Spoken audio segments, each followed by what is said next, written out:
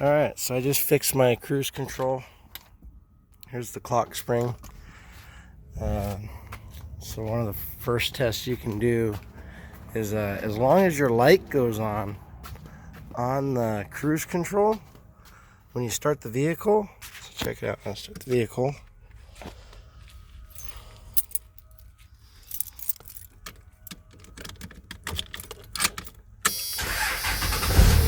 Okay, so you start the vehicle, you push cruise control, and the light turns on. If the light turns on, then at least you know you're getting power to here, and it might not be your clock spring. In my case, my clock spring was bad, and the way you test it is you take the top of the steering wheel apart, the column, interior, and then you test these wires.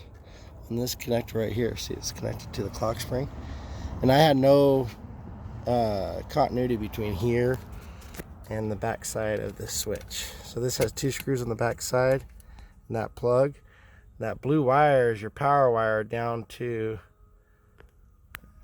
the servo, the cruise control servo. So if your green light turns on, then it's powered on. And then what you do is you go over to here, and down there, you see that piece of solder right there? That plugs into the servo. That's your servo, cruise control servo.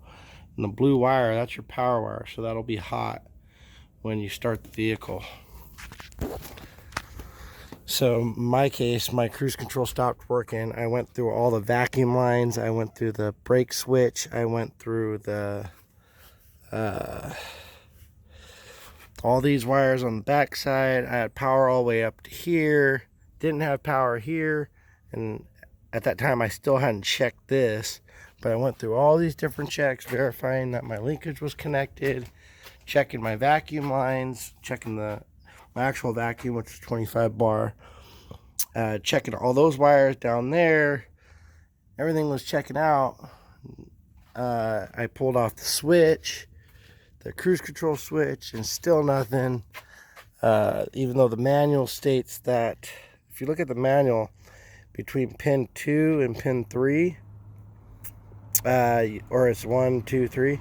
So between pin 2 and 3, you're supposed to get different resistances, ohms, when you push a specific button. But the manual does state that between this pin 1 and 2, you're supposed to get something like 800 ohms, and I wasn't getting that, so I thought it was bad. So I got another one just in case. This one is bad. The light wasn't working, but it still didn't get ohms on it. So I don't know what that's all about in the prints, because if you look at the prints, that 800 ohms is the forward voltage of the LED for the dot. So I already knew my light didn't work because it went out before this clock spring went out. So it is what it is. So now I got it all figured out, and if you have any questions, I might be able to help you out.